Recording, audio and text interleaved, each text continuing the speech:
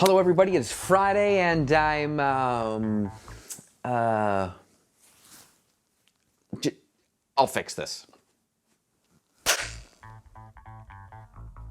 That's better. A little off the back. It's Friday, June 25th. Today is a 4-Minute Friday, the game show where everything is made up and the points don't matter. That's right, the points, they're never gonna be seen, just like me eating a box of mini-wheats.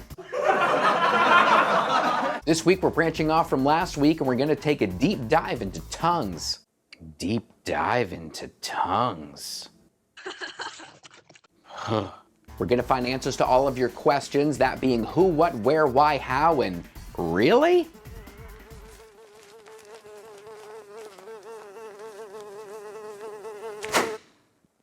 There we go. So why tongues? Dr. Peter Newman, in his article for The Testimony in June 2012, wrote an article called Why Tongues and Not Purple Hair? Other than the fact that we'd all look like Boy George near the end of his career. What? He still has a career? Why? To understand spiritual speech or tongues, we're gonna have to go back. And I mean way back. But don't worry, we won't need a DeLorean or 1.21 gigawatts. 1.21 gigawatts! But you will need one of these. The Bible. Exodus chapter 19, verse 1.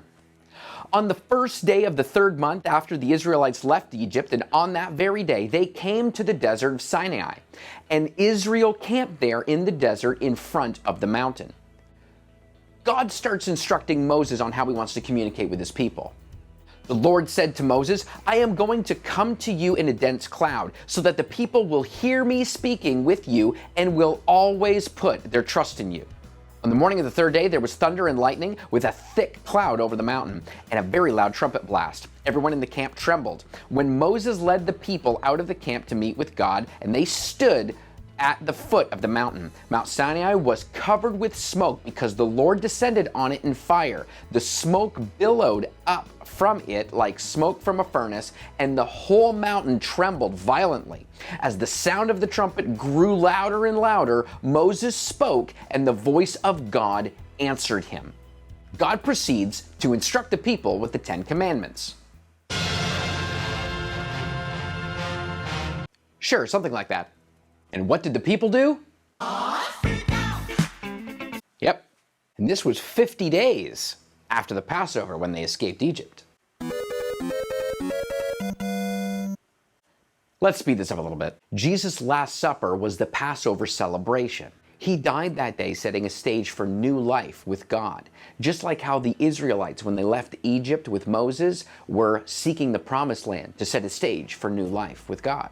50 days after that celebration was the day of Pentecost, where the people gathered together to celebrate when God spoke to his people with his own voice. I know. And on this day, we have the first instance of the baptism of the Holy Spirit. Remember from our last video that the baptism of the Holy Spirit is simply empowering you to be a better witness and testimony. And you remember what being a witness really means. Good afternoon, everyone. I am here with a freak vehicle incident that has just occurred with a witness here who says he saw everything go down. This is Mr. Red Blue. Red? I was in my home, mind my own business, and I was soaping my dishes, and then out of nowhere, I heard the noise. So I just came running, holding a soap a dish, and I saw it clear as day. He just threw a juice box out the window on my fresh cut lawn. I'm sorry, sir. I thought you said that you witnessed something out of the ordinary. I did, on the account that the driver was Bigfoot. Yeah, something like that. And this baptism of the Holy Spirit was accompanied by some signs, that being a great wind, fire, and people speaking in other languages or spiritual speech. There are 3 types of spiritual speech. Echolalia, the speaker speaks in one language and the hearer hears their own language. Glossolalia, the speaker speaks in an unknown language that doesn't exist on earth. Xenolalia, the speaker speaks an unknown to them foreign language. And let's not forget the high-pitched yet creepy ukolalia.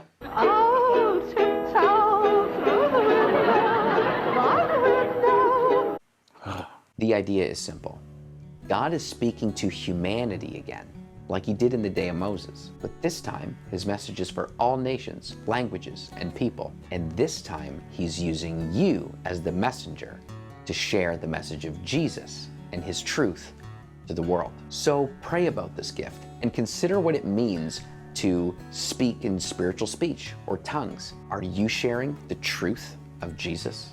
We'll catch you again on the next 4-Minute Friday.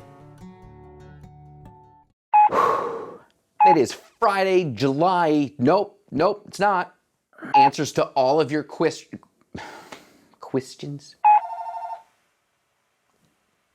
Soap and dish in my hand.